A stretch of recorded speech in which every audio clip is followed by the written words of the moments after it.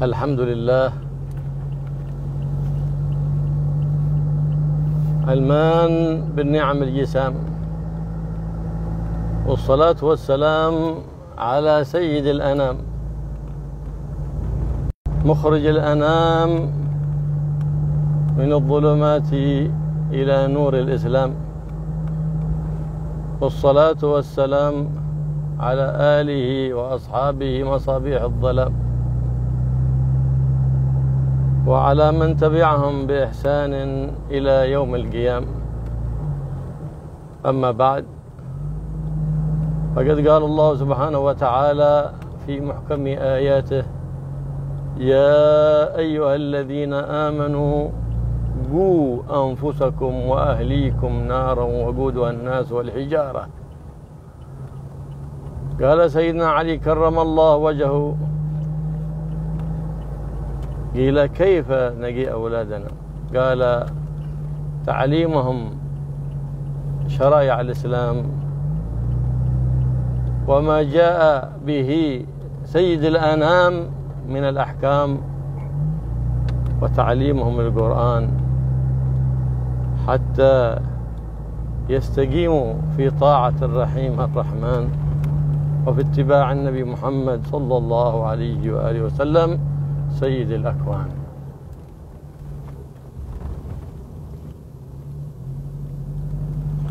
بسم الله، الحمد لله، والصلاة والسلام على رسول الله سيدنا محمد بن عبد الله وعلى آله وصحبه ومن والاه، ولا حول ولا قوة إلا بالله. أما بعد، beliau Al-Habib Abdullah bin Abdurrahman Al-Mukhtar mengatakan segala puji bagi Allah Subhanahu wa taala yang Zat yang memberikan karunia dengan nikmat-nikmat yang begitu besar. Salawat dan salam terhaturkan kepada Nabi Muhammad SAW, Sayyidul Anam, pemimpin manusia yang telah mengeluarkan manusia daripada kegelapan menuju terang, menuju cahaya yang terang benderang, dan tidak lupa kepada keluarganya, kepada sahabat-sahabatnya yang mana mereka bagaikan lentera di kegelapan malam. Allah Subhanahu wa taala telah mengatakan, berfirman di dalam ayat-ayat hukum di dalam Al-Qur'an,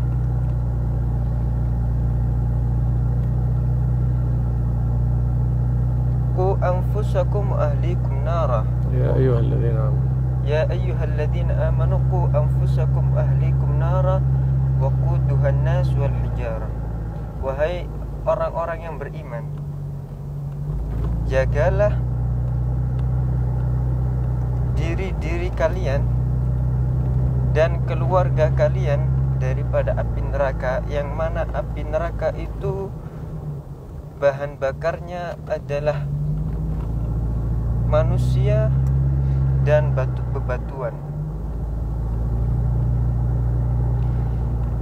Sayyidina Ali karramallahu wajhah mengatakan, tatkala ditanya bagaimana kita menjaga diri dan keluarga kita, maka beliau mengatakan dengan mengajarkan mereka syariat-syariatnya Nabi Muhammad SAW, dengan mengajarkan mereka apa yang dibawa oleh Nabi Muhammad daripada hukum-hukum agama.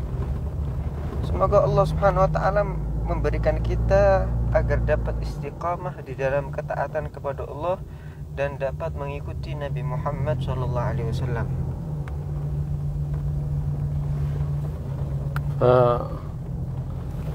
يجب على كل أب تعليم أولاده وتربيتهم على المنهج الحسن، منهج جد الحسن، وعلى تربيتهم على الخلق الحسن الذي جاء به النبي محمد صلى الله عليه وآله وسلم.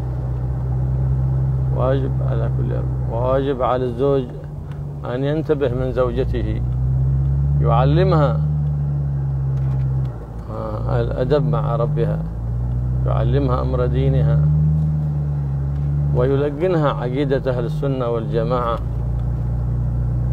عقيدة التي ذكرها الإمام الغزالي في أول كتاب العقائد من إحياء علوم الدين،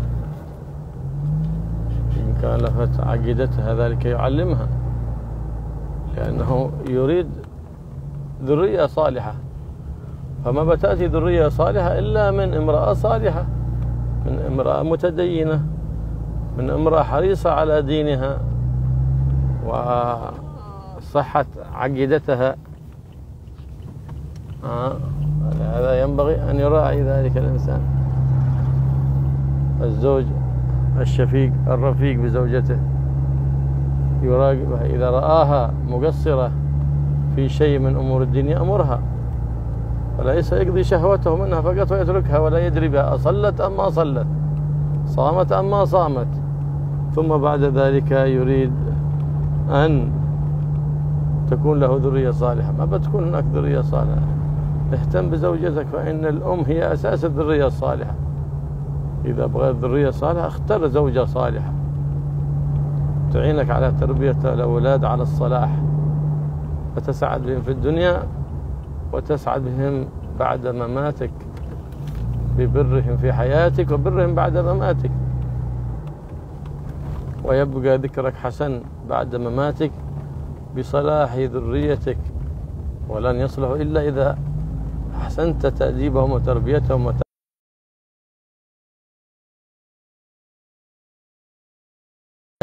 من تلك العقائد الزائغة، ويخوفها إذا تساهلت في أمر الدين، ويعلمها أحكام الحيض وأحكام الاستحاضة وما تحتاج إليه النساء في مثل هذه المواضيع التي ذكرها الفقهاء. فيهتم بهذا الأمر. فكثير من الأزواج ما يبالي ولا يسأل زوجته صلت ولا ما صلت. فلا بد تكون الزوجة، يكون الأولاد صالحين. فالله يرزقنا زوجات صالحات طائعات عابدات راضيات للرب لله سبحانه وتعالى رب البريات.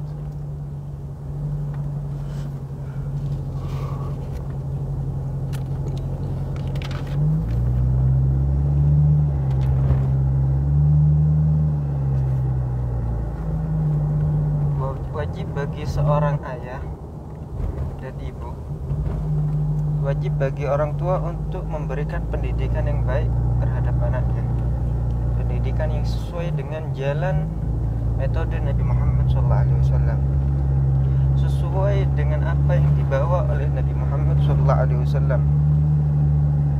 Dan wajib bagi seorang suami untuk memperhatikan istrinya agar istrinya tadi dididik dengan baik dan dijaga daripada akidah yang menyimpang, akidah yang tidak benar. Dia ajari mereka dengan pendidikan yang baik dan diajarkan kepada mereka akidah Ahlus Sunnah wal Jamaah sebagaimana yang diterangkan oleh Al-Imam Al-Ghazali di dalam kitab Al-Aqaid di Ihya Ulumuddin. Karena seorang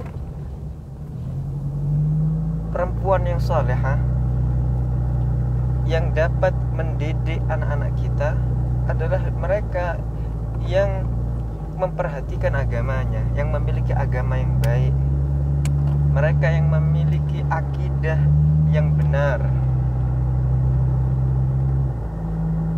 Maka dari situ akan muncul anak-anak yang baik, anak-anak yang salihin salihat. Dari mana? Dari ibu yang salihah, dari ibu yang agamanya baik, dari ibu yang memiliki akidah yang benar.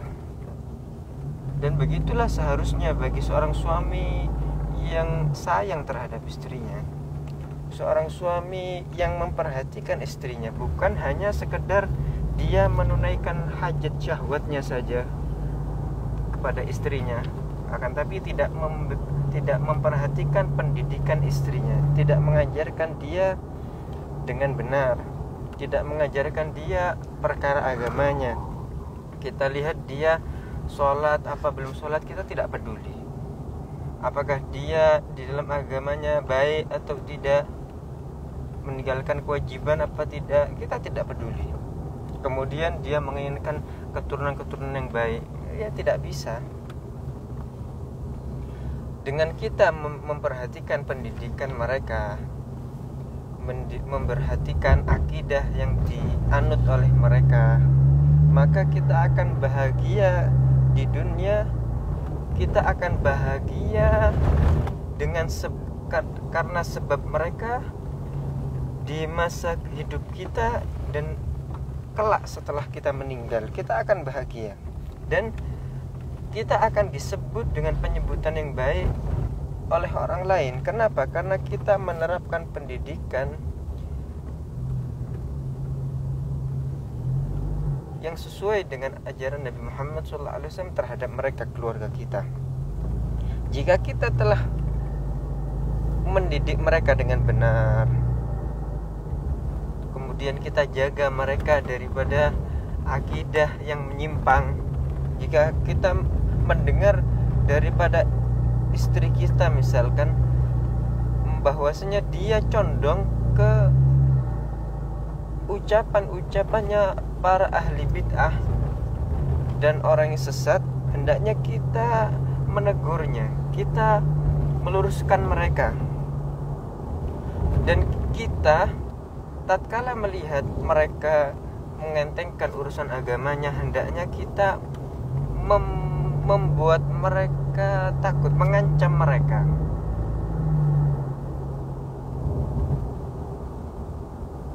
Dan hendaknya kita mengajarkan kepada mereka urusan-urusan agama daripada fikih, daripada hukum-hukum Islam, daripada hukum-hukum haid, tatkala hukum-hukum istihadah. Maka hendaknya kita memperhatikan urusan ini. Dengan begitu kita akan beruntung dengan sebab mereka. Semoga Allah Subhanahu wa taala memberikan kita istri yang salehah, yang taat kepada Allah Subhanahu wa taala, yang selalu beribadah kepada Allah Subhanahu wa taala, yang selalu ridha kepada Allah dan diridhai oleh Allah Subhanahu wa taala.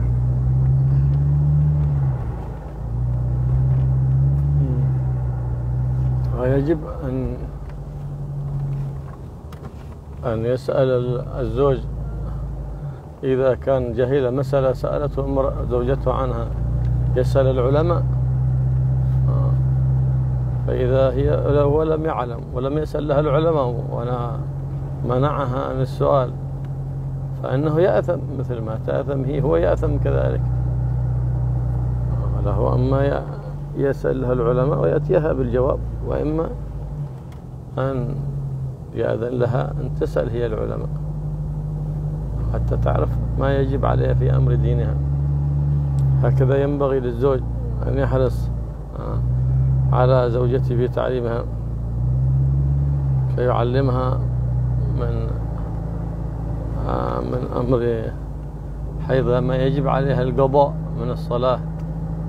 فإن في مسألة زوال المانع هذه ذكرها العلماء، إذا طهرت المرأة قبل طلوع الفجر الصادق بقدر تكبيرة الإحرام وقيل بقدر ركعة، فعليها يجب أن تقضي صلاة العشاء والمغرب لأنها تجمع معها. وإذا طهرت قبل وقيل بركعة،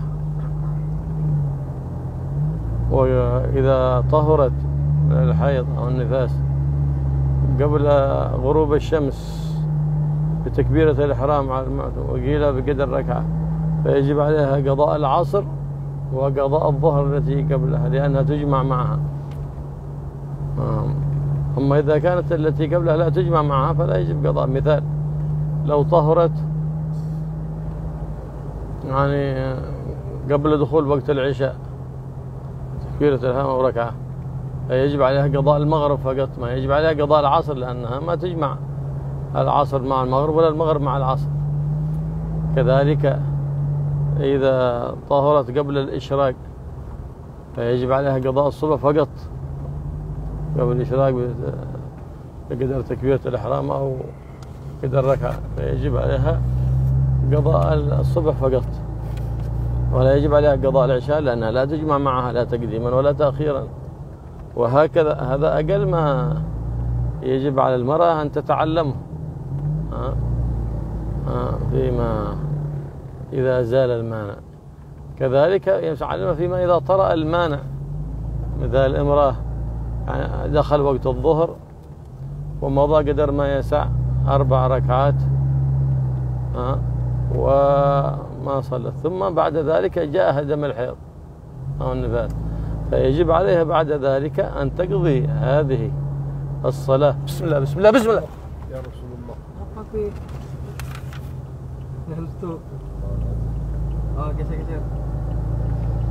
ما شاء الله بسم الله ما شاء الله. وتسمى مسألة طرو المانع، أن طرأ عليها مانع يمنعها من الصلاة، فيجب عليها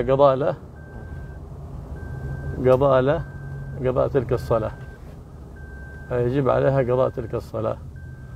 أما إذا دخل الوقت فحاضت على طول فإنه لم يجب عليها الصلاة. مثال عاد مضى قدر ركعة بعد دخول الوقت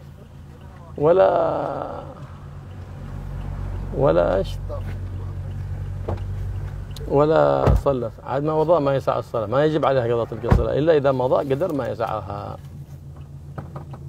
إن شاء الله. هذا أقل ما يجب على المرأة تعلمه من هذا الباب. فإذا هناك مسائل أخرى في الاستحاضة وفي غير ذلك تتعلمها أو يسأل لها الزوج من أهل العلم من يعرف تلك المسائل. الله يوفقنا لتعليم أهلنا وأولادنا وزوجاتنا ما يصلح أمر دينهن ويصلح أمر دنياهن ويقربهن من اتباع حبيبنا محمد صلى الله عليه وسلم.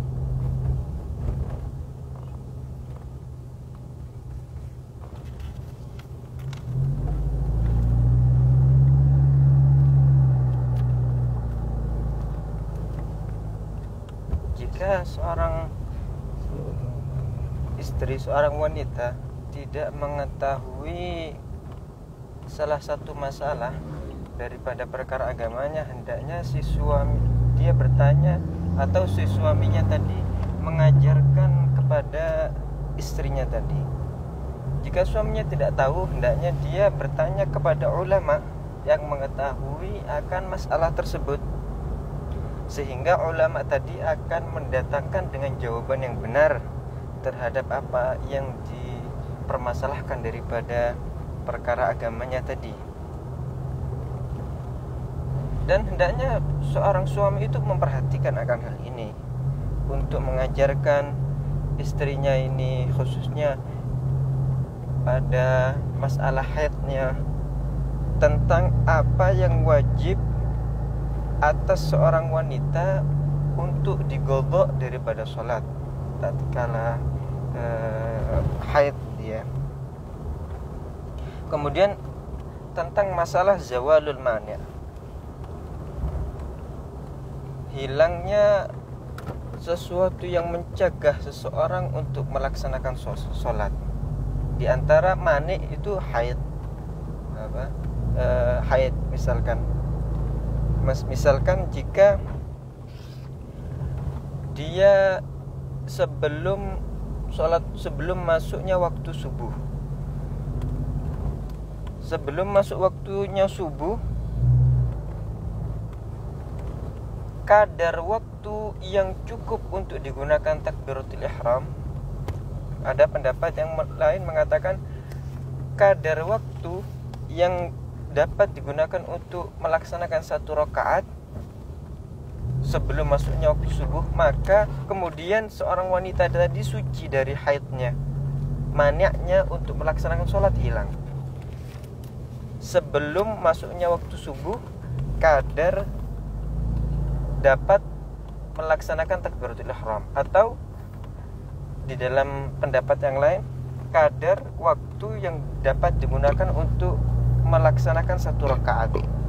Maka wajib bagi wanita tadi mengqadha salat isya dan juga mengqadha salat maghrib. Kenapa? Karena salat isya dan maghrib bisa dijamak.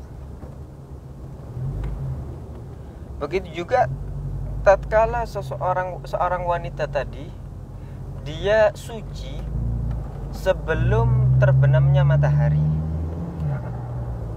dengan kadar bisa melaksanakan takbiratul ihram atau bisa melaksanakan 1 rakaat. Kadar seperti itu sebelum terbenamnya matahari, maka seorang wanita tadi wajib baginya qadha salat asar dan juga qadha salat zuhur. Kenapa? Karena salat zuhur bisa dijamak dengan salat asar. Waktunya 1 tatkala dijamak. Akan tapi jika salat tadi tidak bisa dijamak, maka hanya wajib mengqadha salat yang ada pada waktunya itu. Contoh, seseorang suci sebelum masuknya salat isya. Seseorang suci sebelum masuknya salat isya, maka dia wajib untuk mengqadha salat maghrib saja dan tidak punya waktu isya, maka dia wajib hanya mengqadha salat maghrib yang itu saja. Atau seorang wanita dia suci sebelum terbitnya matahari, sebelum isyraq, maka dia wajib dengan kadar yang tadi, kadar takbiratul ihram atau pendapat yang lain melaksanakan 1 rakaat. Sebelum isyraq, maka dia wajib mengqadha salat subuh saja dan tidak diwajibkan bagi dia mengqadha salat isya sebelumnya, karena salat isya tidak dijamak dengan salat subuh. Dan begitulah hendaknya seorang perempuan mengetahui hal-hal yang wajib tentang perkara agamanya tersebut, dan seorang suami hendaknya mengajari kepada istrinya perkara-perkara yang wajib diketahui daripada urusan agamanya. Begitu juga masalah turuwul mani', munculnya mani', sesuatu yang mencegah seseorang dari sholat. Di antara yang mencegah daripada sholat ya haid ataupun nifas. Tatkala seorang wanita masuk waktu zuhur misalkan, kemudian setelah berlalunya waktu yang dapat digunakan untuk melaksanakan sholat 4 rakaat, maka kemudian setelah itu dia haid, keluar darah haid, muncul itu mani'nya, maka dia wajib untuk mengqadha sholat zuhur itu. Jika keluar darahnya, muncul itu haidnya, setelah masuk waktu zuhur langsung, sekiranya dia tidak mampu untuk sekiranya di situ tidak ada waktu yang cukup untuk dapat digunakan melaksanakan sholat secara sempurna, maka dia tidak wajib mengqadha sholat zuhur tadi. Dan ini seperti inilah minimal yang wajib diketahui seorang perempuan daripada masalah agamanya. Adapun selain daripada itu, daripada masalah haid yang lainnya, masalah istihadah atau nifas yang lainnya, jika dibutuhkan hendaknya dia mengetahuinya atau menanyakannya kepada orang yang mengetahuinya. Semoga Allah Subhanahu wa taala memperbaiki istri-istri kita, wanita-wanita kita, dan mengajarkan mereka terhadap hal-hal yang memperbaiki urusan agama mereka dan memperbaiki urusan dunia mereka, dan mendekatkan kita dengan Nabi Muhammad sallallahu alaihi wasallam. وللمرأة أن تخرج إلى الفريضة من بيتها. ما هي الفريضة؟ تعلم أمر دينها إن لم يعلمها زوجها ولم يسأل لها العلماء. أما للفضيلة كحضور مجلس ذكر، مجلس مولد، مجلس صلوات، حول، فليس لها أن تخرج لذلك إلا بإذن زوجها، فإن لم يأذن لها فلا تخرج إلا بإذنه، وإلا فتكون حينئذ ناجزة، أي خارجة عن طاعة الزوج. يتنبه النساء هذه المسألة. فلا فإذا وقع شيء بين الزوج والزوجة فلا من خصام أو نزاع أو غير ذلك، فينبغي أن يصطلح بينهما البين، ولا يخرج الكلام الذي بينهما في بيتهما إلى الخارج، لا يطلع عليه أحد. لا ينبغي للبنت أن تحاكي بأمورها الخاصة بينها وبين زوجها لأمها أو لأبيها، وكذلك الزوج لا يحكي لأهله أو لأبيه. وإذا جابت المرأة كلام بذيء أو نحو ذلك فإنهم يزيدون في بغضها والعياذ بالله. لا، بل يحاول يتكتم على هذه الأمور ويصلح الأمور، فيتنازل عن حقه وتتنازل عن حقه حتى يجتمعان على المحبة والمودة والرحمة والسكينة. أما إذا تطور الأمر بحيث ما يمكن يصطلح بينهما البين، فحينئذ هناك يكون حكم بينهما، كما فعل سيدنا عمر عندما بلغه أن الزوج مع زوجته تخاصم بعث إليه حكم، فرجع إلى سيدنا عمر ولم يصلح بينهما، فضربه بدرته سيدنا عمر بالعصا. قال ليه؟ قال الله يقول إن يريدا إصلاحا يوفق الله بينهما، أنت يا أيها الحكم نيتك ما هي صالحة. فجاء الحكم وأصلح نيته في الصلح بينهما فأصلح بين الزوجين. فهكذا ينبغي للمصلح أن يصلح نيته أولا، فإذا حرر نية صالحة فحينئذ يعينه الله ما ابتغاه وما أحبه من الصلح بين المتخاصمين، سواء كان بين زوجين أو بين أب وابن أو أخ وأخ أو صديق وصديقة. هكذا فإصلاح ذات البين من أعظم الأشياء التي يحبها الله، بل كل المصالح ترجع إلى إصلاح ذات البين، والمفاسد كلها ترجع إلى إفساد ذات البين. فاحرص للصلح بين المتخاصمين، فذاك فيه أجر عظيم من المولى الكريم سبحانه وتعالى. نعم. فيسأل المرأة يجب هل صليت ولا ما صليت، يسأل عنها. إذا كان متهمت بالصلاة أو تتهم بالفرائض أو الواجبات أو تفعل شيء من المحرمات يحذرها، ثم يغلظ عليها بالكلام وليأمرها باللين، ثم يمر إليها بشدة وعنف، ثم يخوفها، ثم بعد ذلك يهجرها في المضجع، يعطيها ظهره، ثم بعد ذلك يتحول إلى فراش آخر أو ينام في غرفة أخرى. يهجرها في المضجع فقط، لا يهجرها في السلام، لا يدخل إذا سلم، لكن يهجرها في المضجع كما أخبر بذلك النبي محمد صلى الله عليه وعلى آله وصحبه وسلم. نعم. وإذا كان بعد ذلك ما شيء فائدة، ما كان عادة ما تصلي ولا تهتم بدينها ولا تهتم، حينئذ يجب عليها أن يهجرها.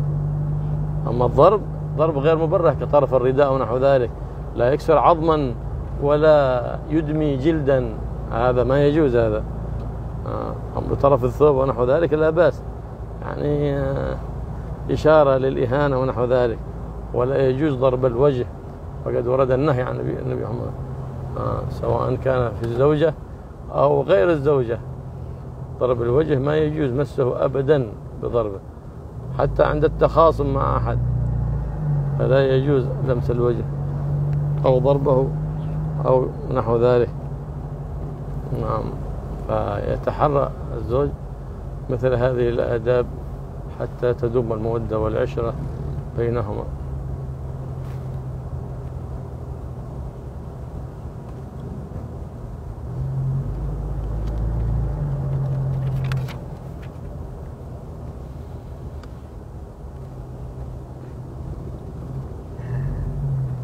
Dan seorang perempuan, dia tidak apa-apa, tidak boleh keluar untuk melaksanakan hal yang fardhu sifatnya, yang wajib, seperti salat jamaah. الفريضة السؤال عن الأمر الواجب، سأل عن حيضها عن هذا، إذا علمها أو سأل العلماء فلا يجوز لها الخروج، وأما إذا ما علمها ولا سأل العلماء هذا سؤال فريضة، فلها أن تخرج بغير إذنه. Hal-hal yang sifatnya fardhu wajib, seperti contohnya jika dia akan menanyakan perkara yang dia tidak ketahui daripada perkara agamanya, hendaknya dia menanyakan kepada orang yang mengetahuinya. Jika perkara tersebut sunnah, maka dia tidak boleh keluar dari rumahnya kecuali dengan izin daripada suaminya. Jika tanpa adanya izin, maka dia akan menjadi seorang wanita yang nasyizah, seorang wanita yang keluar daripada ketaatan kepada suaminya, seorang yang membangkang. Dan hendaknya bagi antara suami dan istri, jika terdapat antara mereka pertikaian, perselisihan, hendaknya mereka berdua saling berdamai antara suami dan istri saja. Jangan dikeluarkan itu masalah kepada orang lain. Seorang anak wanita misalkan, jangan diceritakan masalah antara suami dan istri, diceritakan kepada ayah atau ibunya. Itu tidak baik, tidak dianjurkan. Begitu juga seorang suami, masalah suami istri hendaknya jangan diceritakan, atau aib-aib yang dimiliki oleh istrinya daripada mungkin ucapannya yang kasar, kata-katanya yang tidak baik, mulutnya yang cerewet, hendaknya tidak diceritakan kepada orang lain, sehingga di situ akan terus dia saling membenci satu sama lain. Akan tapi antara satu dengan yang lainnya saling mengalah daripada haknya. Seorang suami mengalah daripada haknya dan seorang istri mengalah daripada haknya, sehingga mereka berdua akan berkumpul atas dasar kecintaan dan kasih sayang. Adapun jika perkara tersebut bertambah besar, masalah tadi jadi lebih besar, maka hendaknya mereka menjadikan seseorang yang memiliki niat yang baik, seorang yang bisa dijadikan sebagai pelerai. Mereka menjadikan seseorang tadi sebagai hakim, sebagai orang yang حكم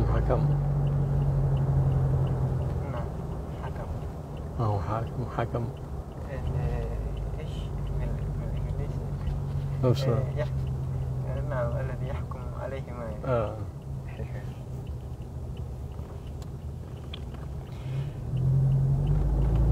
menjadikan seseorang tadi sebagai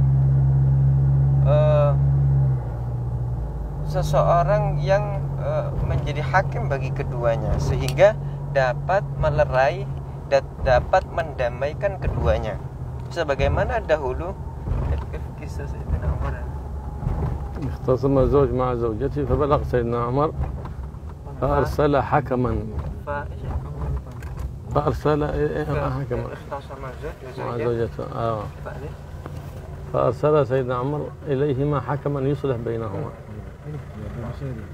فذهب ولم يصلح بينهما فجاء قال لم يصلح فضربه بالذرة قال ليش؟ قال الله يقول وإن يريد إصلاحا يوفق الله بينهما علامة أنك أنت نيتك ما هي صالحة ما تريد إصلاحا فرجع الرجل أصلح نيته في الإصلاح بين الزوجين وجعل نيته صالحة فأعطاه الله متى فذهب وأصلح بين الزوجين وتم الصلح بينهما إذا صلحت نية المصلح.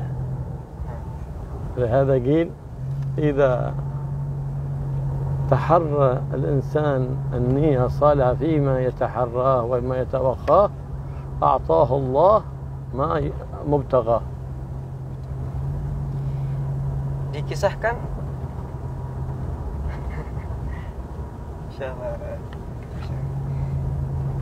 Dikisahkan dahulu di masa Sayyidina Umar ada seorang suami dan istri yang saling bertikai. Kemudian Sayyidina Umar mengutus seseorang yang dijadikan sebagai hakim yang akan mendamaikan keduanya. Kemudian seorang tadi yang menjadi pendamai antara keduanya ini kembali dan mengatakan bahwasanya kedua suami istri tadi belum berdamai. Maka Sayyidina Umar mengambil tongkat dan memukul utusannya tadi. Seraya Sayyidina Umar mengatakan, Allah Subhanahu wa taala mengatakan di dalam Al-Qur'an, wa in arada islahan wa in yurida man yurida yurida azwaj in yurida man in yurida in yurida islahan yuwaffiq Allahu bainahuma in arada islahan in yurida in yurida islahan yuwaffiqillahu bainahuma. Jika mereka berdua menginginkan damai, maka Allah akan memberikan taufik untuk mereka, memberikan taufik antara mereka agar dapat berdamai. Menandakan bahwasanya seseorang yang diutus oleh Sayyidina Umar ini di dalam mendamaikan dia tidak memiliki niat yang baik, sehingga Sayyidina Umar memukulnya tadi. Kemudian utusannya tadi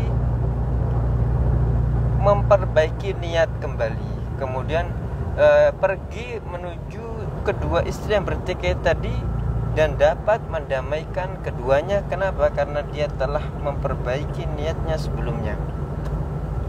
Beginilah kata beliau, jika seseorang berusaha di dalam mengusahakan sesuatu, dia memiliki niat yang baik, maka Allah akan memberikan dia apa yang dia inginkan, muqtadah, apa yang dia inginkan. Jika seseorang di dalam mengupayakan sesuatu, dia memiliki niat yang baik, maka Allah akan memberikan apa yang dia inginkan.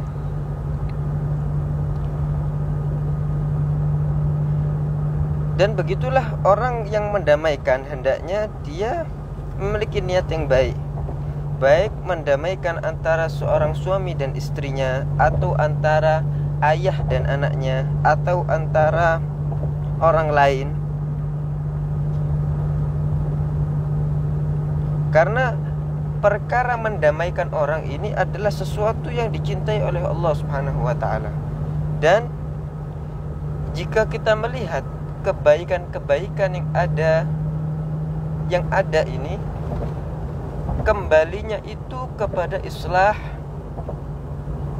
dhatil bain, mendamaikan kedua yang sedang berseteru. Dan jika kita melihat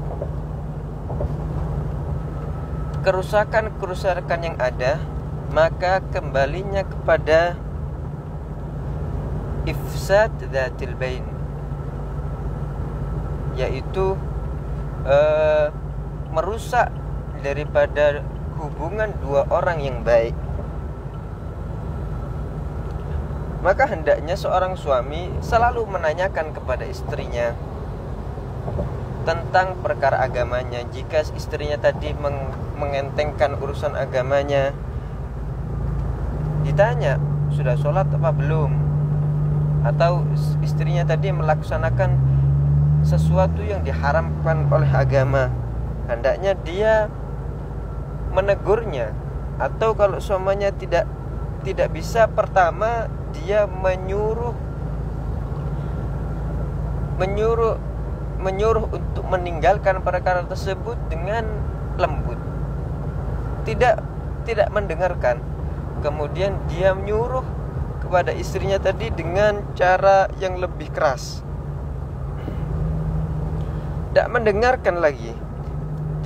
Dia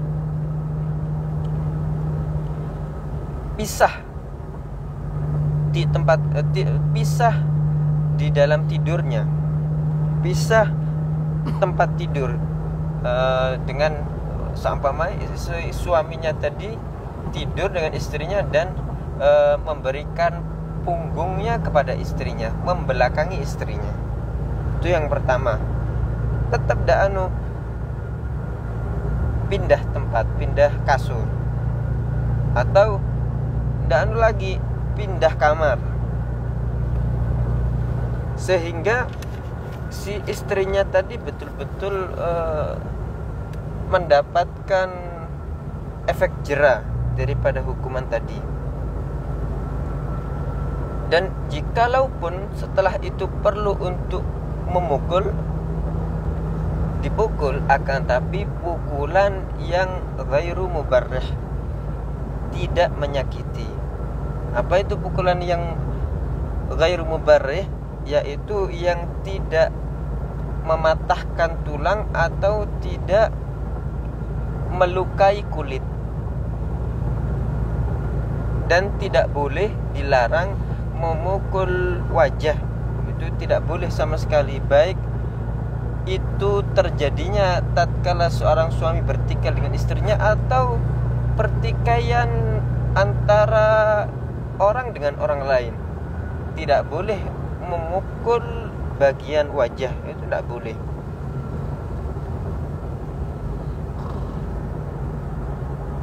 Maka begitulah hendaknya seorang ayah dan seorang ibu ataupun seorang suami, mereka memperhatikan akan hal tersebut, sehingga rasa cinta dan rasa kasih sayang akan terus menerus, akan langgeng ada di antara mereka.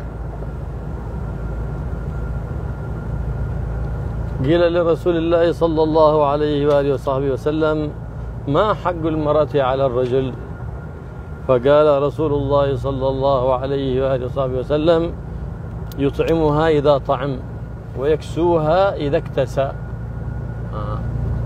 لا يخص نفسه بشيء، ولا يقبح الوجه، لا يلطم وجه ولا يقبحها، يقولها قبحك الله أو نحو ذلك، ولا يقبح الوجه، معنى أنه لا يلطم الوجه أبدا، ولا ينبغي له أن يقول لها فلانة أجمل منك، فهذا كما يصير العشرة، لأن كل مرة تحب أن تكون هي الأجمل وهي الأحسن، إن كانت هي أجمل صحيح، لكن لا ينبغي يقولها فلانة أجمل منك أنت قبيحة ونحو ذلك، أو يقارن بينها وبين أحد النساء، لا، حتى تتم المحبة والمودة بين الزوج وزوجته. نعم. ولا يضرب إلا ضربا غير مبرح، كما بطرف الثوب، لا يكسر عظما ولا يدمي جلدا، هكذا يقول النبي محمد. ولا يهجرها إلا في المبيت، لا يهجرها في الكلام. هذا كما قلنا يهجرها 3 أيام. فقالت تلك الزوجة التي هو عندها رسول الله صلى الله عليه وسلم لقد أجمأتك بردها،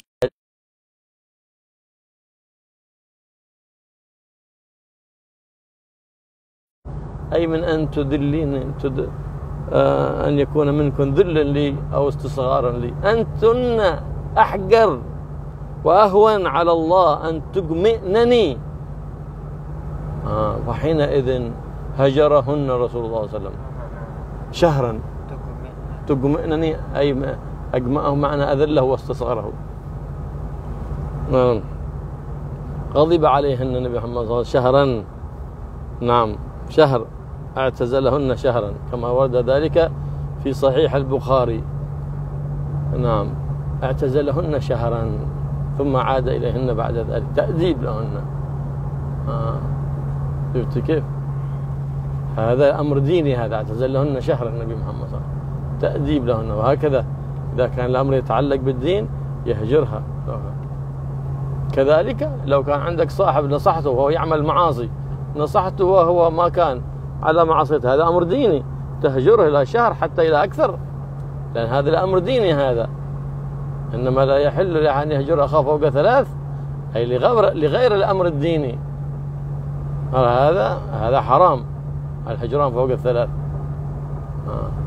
أما لأمر ديني فله أن يهجر إلى أكثر من ذلك، اعتناء بأمر الدين. فهكذا من أراد أن تدوم المحبة والعشرة بينه وبين زوجته فيحرص على هذه الآداب التي تعلمها الإنسان من سيرة سيد الأحباب محمد صلى الله عليه وآله وصحبه وسلم، فهو المعلم الأعظم والمؤدب الأعظم والمربي الأعظم لهذه الأمة. فلنتخذ سيرته منهجا وسلوكا نمشي عليه في هذه الحياة، فإن منهجه أحسن المناهج ومسلكه أحسن المسالك، فهو صلى الله عليه وآله وصحبه وسلم المثل الأعظم لأمته. فيجب علينا تعظيمه ويجعله نائما نصب أعيننا في كل حالاته. والله يوفقنا للاقتداء به في جميع الأحوال، في الأقوال وفي الأفعال، ويسلك بنا منهج سيد أهل الكمال، ويوفقنا للاهتداء بهديه ونشر شريعته وإحياء سنته في بيوتنا، في مساجدنا، في معاهدنا، ويؤهلنا لذلك لتبقى معالم الإسلام والإيمان معمورة بأهلها معنا وصورا يا رب العالمين. استجب دعاءنا ولا تخيب رجانا، إنك على كل شيء قدير. وصلى الله على سيدنا محمد وصحبه وسلم، والحمد لله رب العالمين.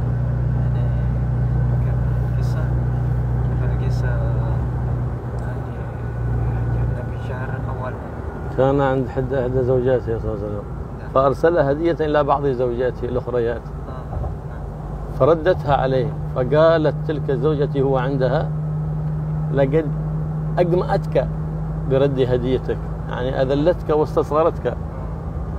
فغضب النبي محمد قال: أنتن أهون على الله من أن تجمئنني. فهجرهن شهرا رسول الله صلى الله عليه وسلم.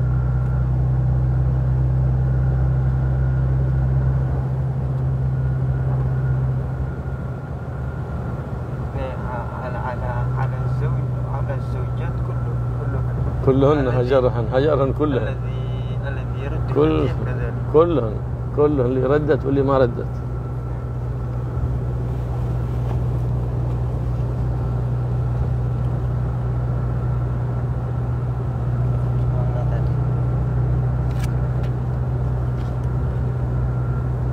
Dan termasuk daripada hak seorang istri sebagaimana dikatakan mana dari إذا أن يطعمها إذا رسول الله صلى الله عليه وسلم إذا ما حق المرأة على الرجل قال يطعمها إذا طعم يكسوها إذا اكتسى. Nabi Sallallahu Alaihi Wasallam tatkala ditanya apa hak seorang istri atas suaminya, maka Nabi Sallallahu Alaihi Wasallam menjawab, hendaknya dia memberi istrinya makan jika ingin makan, dan memberinya pakaian jika dia ingin berpakaian gitu ya. Dan hendaknya dia tidak mengatakan kepada istrinya qabbahakillahu wajhak. Artinya Qabbahallahu wajhaki. qabbahallahu wajhaki. Semoga Allah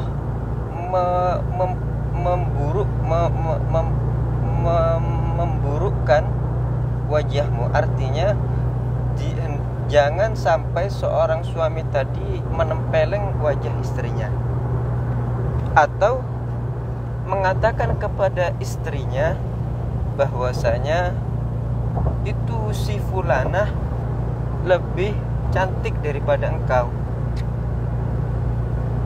Ini menjadikan wajah istrinya itu buruk di hadapannya. Itu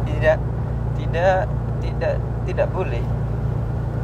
Atau membandingkan wanita lain dengan istrinya,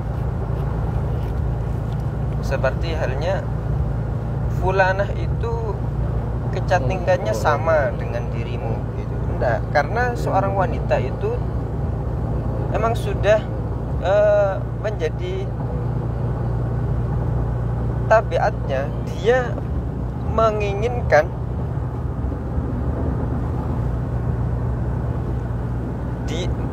dirinya menjadi yang paling cantik. Maka hendaknya suami tadi mengatakan kepada istrinya bahwasanya istrinya itu paling cantik, meskipun tidak benar seumpamanya. Tidak apa-apa, bohong di situ tidak apa-apa. Agar rasa cinta dan rasa kasih sayang terus langgeng antara keduanya. Dan tatkala seorang suami ingin mendidik karena suatu kesalahan yang dilakukan oleh istrinya, jika harus untuk memukul, jangan sampai memukul dengan pukulan yang menyakitkan, yang membuat bekas luka, bekas pukulannya tadi. Misalkan dia pukul dengan ujung bajunya, cuman ringan, yakni pukulan ringan. Dan jika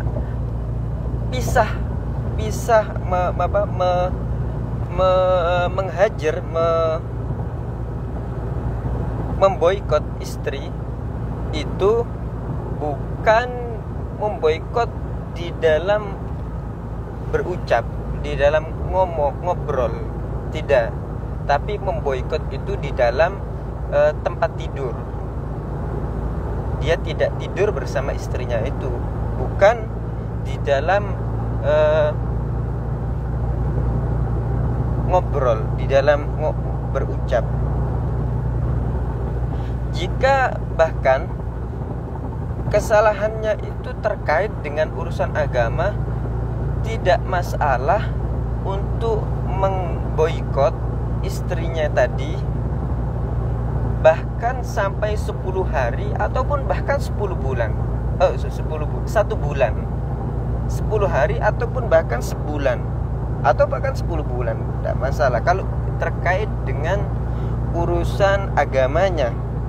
Kesalahan yang dilakukan istri terkait dengan urusan agamanya, sebagaimana yang telah dilakukan oleh Nabi Muhammad SAW dahulu tatkala beliau sedang berada di salah satu rumah istrinya.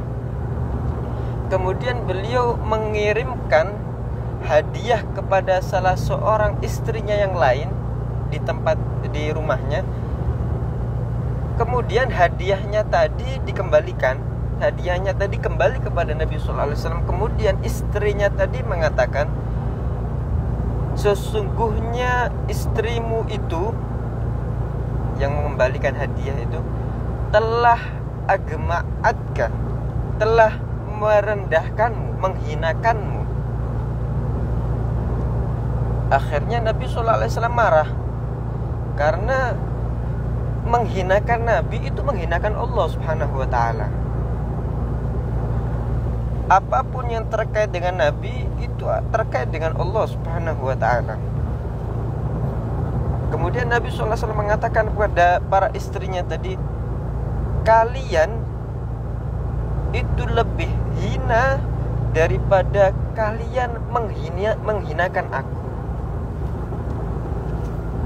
Karena menghinakan Nabi adalah menghinakan Allah Subhanahu wa ta'ala. Akhirnya Nabi SAW memboikot mereka selama sebulan lamanya, sebagaimana yang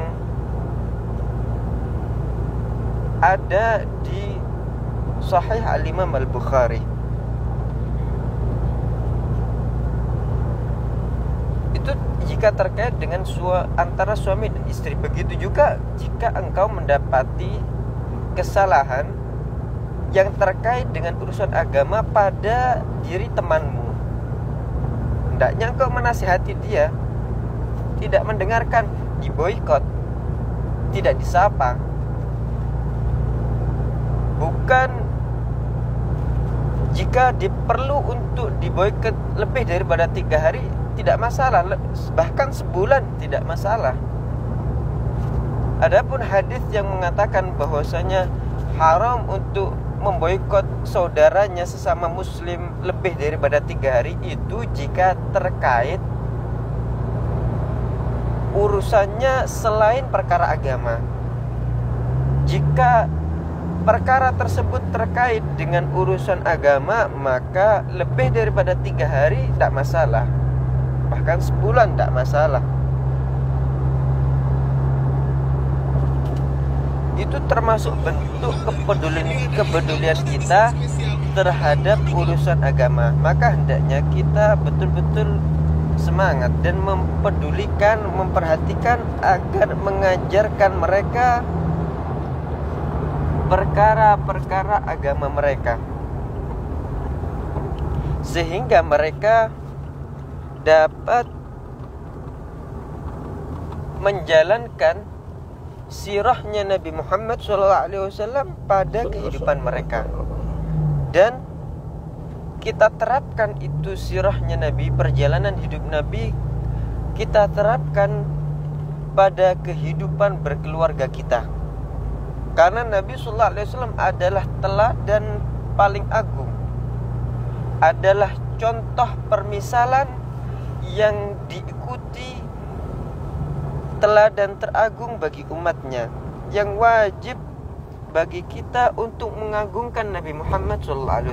Wajib bagi kita untuk meletakkan Nabi di atas kepala kita. Pada setiap keadaan-keadaan Nabi SAW kita mengikuti beliau. Semoga Allah Subhanahu wa ta'ala memberikan kita taufik untuk selalu mengikuti Nabi Muhammad SAW di dalam perkataan, di dalam ucapan, di dalam gerak-gerik kita, dan memberikan taufik kepada kita agar dapat ihtidak, dapat mengikuti petunjuk dan meneladani Nabi Muhammad SAW, dan kita termasuk orang yang menyebarkan syariatnya beliau, menghidupkan sunnah-sunnahnya Nabi di pondok-pondok kita, di rumah-rumah kita, di madrasah-madrasah kita, sehingga tempat-tempat simbol agama itu menjadi makmur dengan agama. Penduduk-penduduknya tadi makmur dengan agama secara zahir dan batin. Udah bertanya. Rumahmu juga. Bawa kami nggak tahu jalan.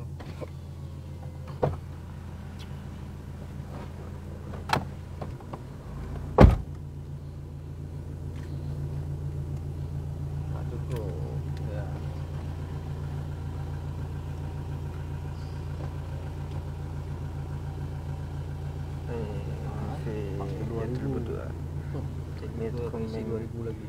Min mahal tergua.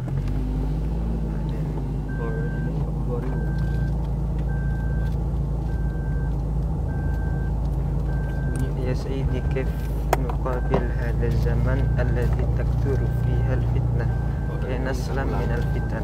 2000 lagi. Berapa revisi? 20.000. لنسلم من الفتن في زمن الفتن لا بد نعلق قلوبنا بجد الحسن، وبكل المسلمين نحسن الظن ونتخلق بالخلق الحسن والأدب الحسن الذي ورد عن الذي جاءنا بكل خير، ومنه نلنا المنن من مولانا سبحانه وتعالى. فنعلق قلوبنا بالنبي محمد وسيرة النبي محمد وسيرة خلفاء النبي محمد من الأولياء والصالحين والعلماء العاملين، ونكثر التردد إليهم في الأحياء وفي مقاماتهم إذا كانوا من الأموات. نعلق قلوبنا بالصالحين لنكتسي محبة الصالحين، فالفاكسين والتطعيم الذي نطعمه لأنفسنا ولأولادنا ولطلبتنا من فتن هذا الزمان تعلقهم بمحبة الصالحين. القراءة والمطالعة في مناقب الصالحين وسير الصالحين وتراجمهم وزيارة مقاماتهم، وللأحياء نزورهم إلى بيوتهم ونطلب الدعاء ونستمد الدعاء منهم، ونعيش سيرة النبي محمد. فقد كان السلف الصالح يعلمون أولادهم سيرة النبي محمد كما يعلمونهم السورة من القرآن، لحرصهم على أن يبقى المثل الأعلى لهم هو حبيب الله محمد، فتبقى هذه الأمة محتفظة بعزها وشرفها، لأن شرف هذه الأمة وعز هذه الأمة حبيب الله محمد. فإذا تخلت الأمة عن شرفها وعن عزها وبعدت عنه وقع لهم الخوف والذل والهوان. فإذا أرادوا العزة والكرامة فليقربوا من سيرته ومن شريعته ومن آدابه وأخلاقه وسنته، فحينئذ يرد الله لهم عزتهم وكرامتهم وشرفهم، والله يرد لهذه الأمة ما ذهب عنها من التهاون بأمر دينها، ويردها إلى سيرة نبيها محمد صلى الله عليه وسلم لتستعيد شرفها وعزتها به صلى الله عليه وآله وسلم. Kata beliau, kita menjaga mereka dari fitan dengan kita mengkaitkan hati mereka dengan sirat jadil hasan, dan dia hendaknya dengan seluruh orang muslim dia selalu husnudzan. Kita ajarkan dia akhlak, adab, kita cintakan mereka kepada Nabi Muhammad dan para penerusnya daripada para aulia dan sholihin, karena Nabi Sallallahu Alaihi Wasallam adalah seorang yang telah membawakan kepada kita terhadap segala kebaikan, dan darinya kita akan memperoleh cita-cita kita, keinginan kita. Hendaknya kita mengajarkan dan mengkaitkan hati anak kita atau murid-murid kita atau diri kita sendiri dengan sirahnya Nabi Muhammad SAW, dengan syama'ilnya Nabi Muhammad SAW, dengan manaqib dan tarajimnya para penerusnya Nabi Muhammad SAW, sehingga hati kita cinta dan terkait dengan mereka, dan kita sering-sering untuk berziarah, bolak-balik untuk menziarahi orang-orang saleh, orang-orang yang memiliki sambungan dengan Nabi Muhammad SAW. Kita ziarahi mereka yang masih hidup, kita ziarahi mereka, atau kita ziarahi makam-makam mereka yang telah berpindah alam, sehingga itu adalah vaksin bagi diri kita, vaksin bagi anak-anak kita, vaksin bagi murid-murid kita. Begitu juga dengan kita membaca, mentelaah manaqibnya orang-orang saleh, sirahnya orang-orang saleh, kita menziarahi mereka. Kemudian tatkala kita menziarahi mereka, kita meminta doa, meminta madad dari doa yang mereka panjatkan, sehingga kita hidup di dalam menjalankan apa yang mereka jalankan daripada kehidupan. Kita hidup dalam keadaan mengikuti jejak mereka, mengikuti sirah mereka. Nabi sallallahu alaihi wasallam, para salafus soleh, mereka mengatakan kami diajari, diceritakan tentang kisah-kisah orang soleh, managibnya orang-orang soleh, dan sirahnya pemimpin orang-orang soleh Nabi Muhammad SAW, sebagaimana kita diajari surat daripada Al-Quran. Maka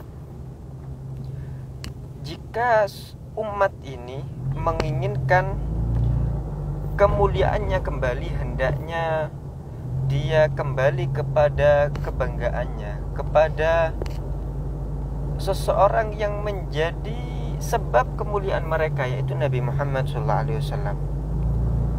Akan tapi jika kita tetap jauh dari Nabi, jauh daripada sirahnya Nabi, kita akan berada di dalam kehinaan dan berada di dalam ketakutan. Jika kita menginginkan itu, kemuliaan kembali kepada umat ini, kepada diri kita, hendaknya kita betul-betul meneladani dan mengikuti, mendekat kepada Nabi Muhammad SAW.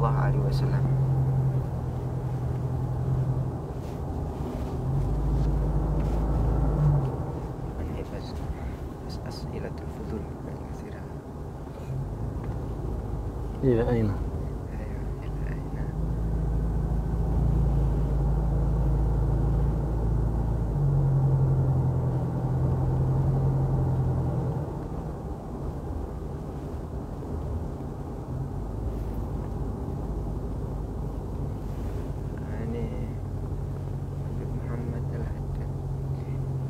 يسأل الحبيب عن مسألة أبرص هذا إسقاط الجنين قبل نفخ الروح. الذي عليه جمهور العلماء يحرم إسقاط الجنين قبل نفخ الروح وبعد نفخ الروح أشد حرمة. Kata beliau, pendapat jumhur ulama, kebanyakan ulama, menggugurkan janin aborsi baik sebelum ditiupnya ruh, itu ditiupnya ruh lebih haram lagi.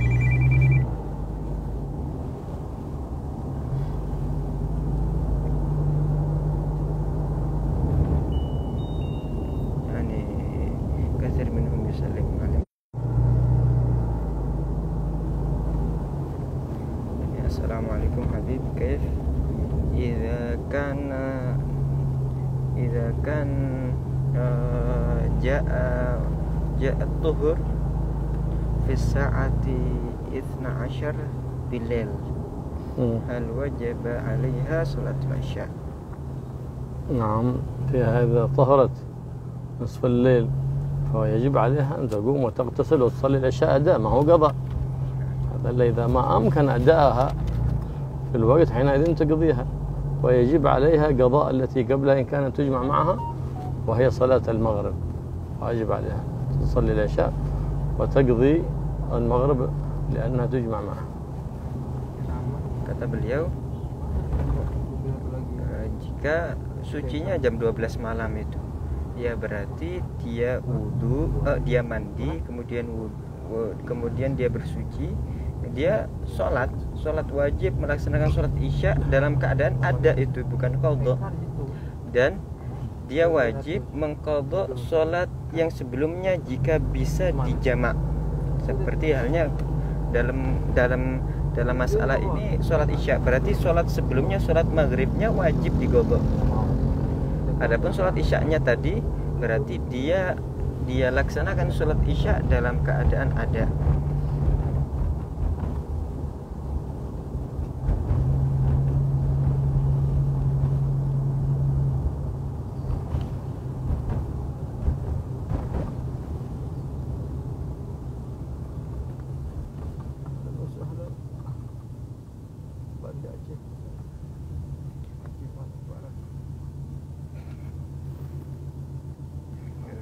واحد قال يعني هنيئا لهم لمن يفهم العربية يعني بيفهم مباشرة كلامكم. إن شاء الله ربنا يقذف في قلوبهم الفهم إن شاء الله. Semoga kata beliau, semoga Allah memberikan kepada kita pemahaman.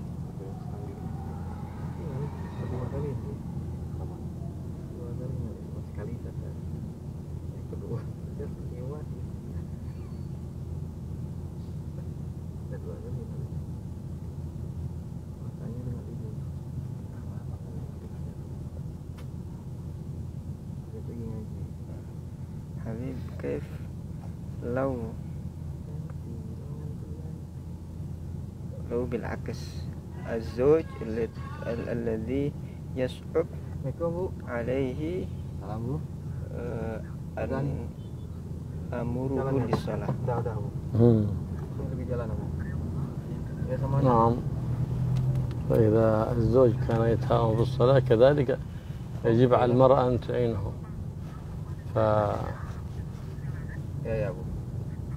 تظهر ذلك لمن يستحي منه ولن يعترف من الذي يمتثل لأمره، أحد من العلماء من الصالحين، وتخبره بذلك الأمر حتى يأتي لزوجها وينصحه. لا تنصح هي بنفسها لأنه ربما زاد عتوا ونفورا، لكن تنظر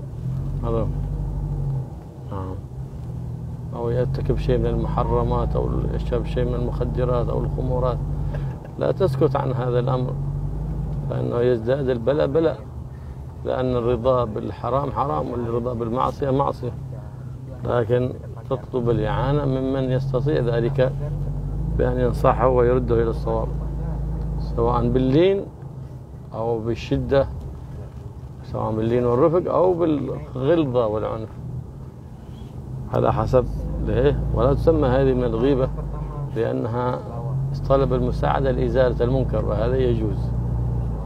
نعم. إذا كان نيتها صالحة في إصلاح زوجها فإنها سيصلح لها زوجها إن شاء الله.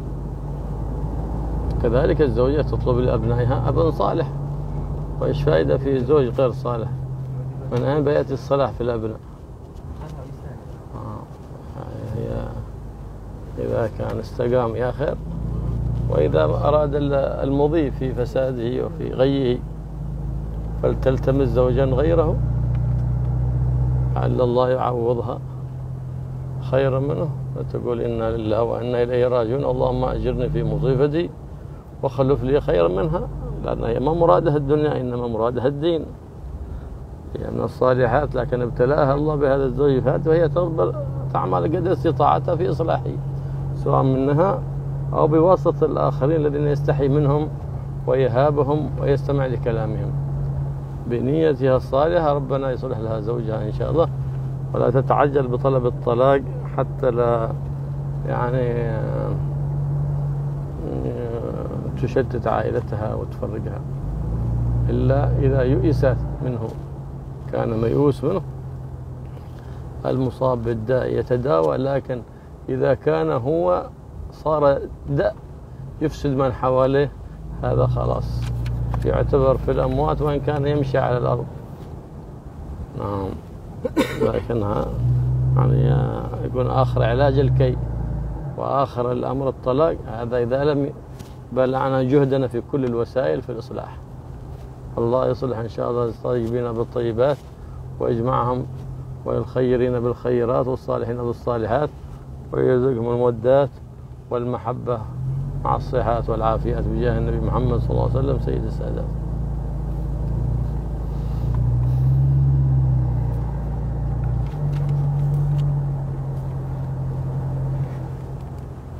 Kata beliau,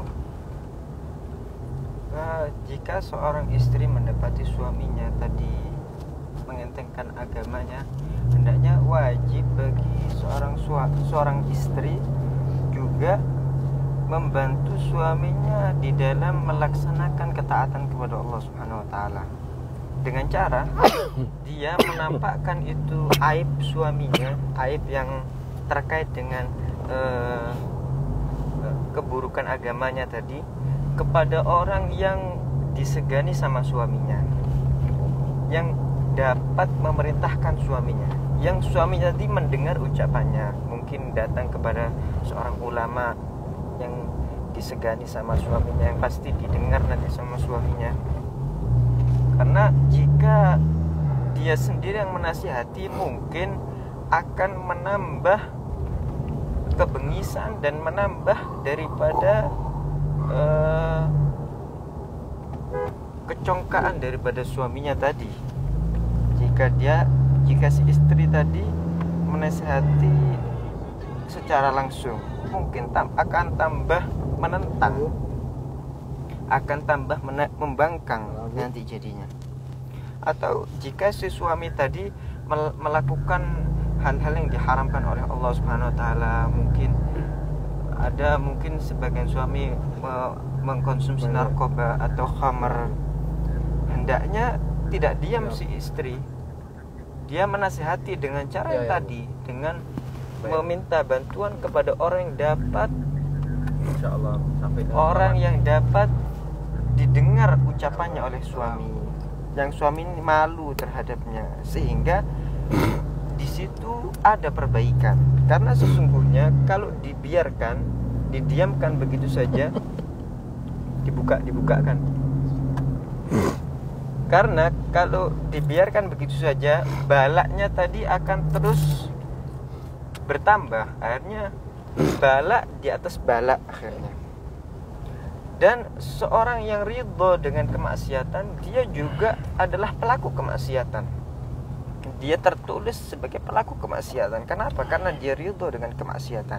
Maka hendaknya dia meminta tolong kepada orang yang dapat didengar perkataannya oleh suami, seorang ulama misalkan. Karena jika pertama kita melakukan dengan cara yang lembut, tidak manfaat ya dengan cara yang kasar, dengan cara yang tegas, dan bukan termasuk ghibah. Tatkala kita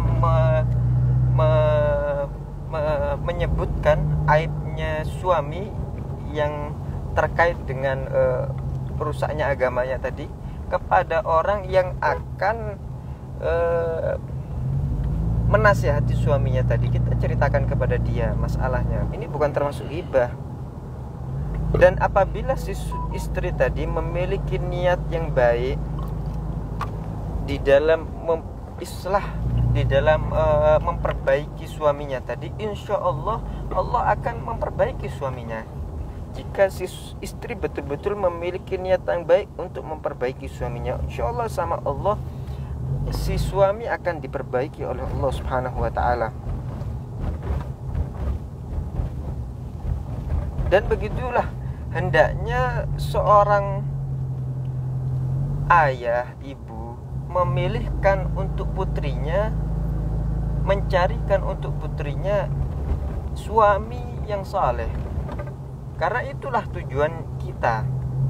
Kalau semuanya si suami tadi, kita mencarikan untuk putri kita suami yang tidak saleh, untuk apa? Apa faedahnya? Akhirnya tidak dapat mendidik daripada anak-anak dia dengan baik dan sebagainya. Tidak ada faedahnya. Jika memang itu sudah tidak bisa dirubah lagi, tidak dapat diperbaiki lagi, maka hendaknya seorang istri tadi mencari suami yang lain. Memang jika sudah mentok, sudah betul-betul tidak bisa diperbaiki lagi. Karena seorang istri yang salehah tadi, yang dicari tujuan daripada dia di dalam pernikahan adalah agama, adalah baiknya agama, bukan hanya sekedar dunia. Maka tatkala si suami tadi tidak bisa diperbaiki, maka sudah tidak ada lagi jalan keluar selain mencari suami yang lain. Dan Allah insya Allah akan memberikan dia suami yang lebih baik daripada itu, dengan dia membaca Allahumma ajirni fi musibati wa akhlif li khairan minha. Ya Allah, berikanlah aku pahala atas musibahku ini dan berikan aku ganti yang lebih baik daripadanya. Dan begitulah seorang istri berupaya dengan meminta bantuan terhadap seseorang yang menjadi perantara bagi dia untuk memperbaiki suaminya, yang ucapannya didengar, yang suaminya tadi malu kepada dan segan kepada orang tersebut. Dan jangan tatkala mendapati suaminya seperti itu, jangan terburu-buru untuk mentalak. Jangan terburu-buru untuk meminta talak, karena nanti kalau terjadi talak akan terjadi antara keluarga saling bercerai-berai. Kecuali kalau emang sudah putus asa dari berubahnya suami tadi, sudah tidak bisa lagi suaminya diperbaiki, maka bagaimana lagi? Penyakit itu bisa diobati. Tapi kalau seseorang itu bukan hanya terkena penyakit, tapi dia sudah menjadi penyakitnya itu, ya tidak bisa diperbaiki. Karena seseorang yang terkena penyakit tadi bukan terkena penyakit lagi, dia malah jadi penyakitnya. Jadi dia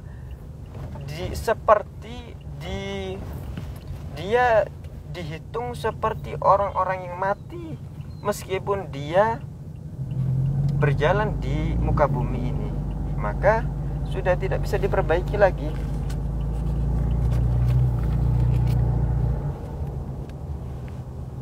Dikatakan akhirul ilaj al-kay. آخر العلاج الكي وآخر الطلاق. Akhirul ilaj kay. Penyembuhan, pengobatan terakhir, alternatif terakhir di dalam pengobatan adalah kai, dengan menggunakan besi panas itu kalau sudah mentok itu sudah tidak bisa, tidak ada lagi, tidak ada opsi lain.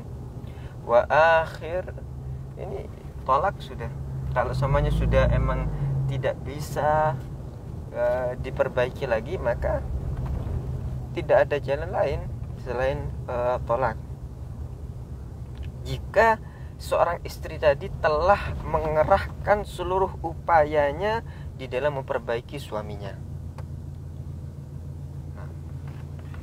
الله يتولانا بولاه ويحمينا بحماه ويصلحنا ويصلح بنا ويصلحنا مع زوجاتنا ومع أولادنا وأحبابنا وأخواننا وأصحابنا ويبارك فينا وفيكم إن شاء الله، وكل من حضرنا في هذا الدرس وشاهد واستمع، نسأله أن يكون من أهل العلم الظاهر والباطن، وأن يرزقنا وإياكم النفع والانتفاع والحث على تثبت كتاب الله وسنة الرسول، ويجعل أعمالنا كلها مخلصة لوجه الله الكريم ومقربة إلى جنات النعم، يغفر الذنوب ويستريد وسهل المطلوب، يقضي الحاجات لنا ولكم يا رب العالمين، حاجات دينية ودنيوية حسية منها معنوية ظاهر وباطن، في عافية وسلامة تقوى واستقامة بجاه النبي محمد وآل النبي محمد، وصلى الله على سيدنا وصحبه وسلم، والحمد لله رب العالمين. بسورة الفاتحة.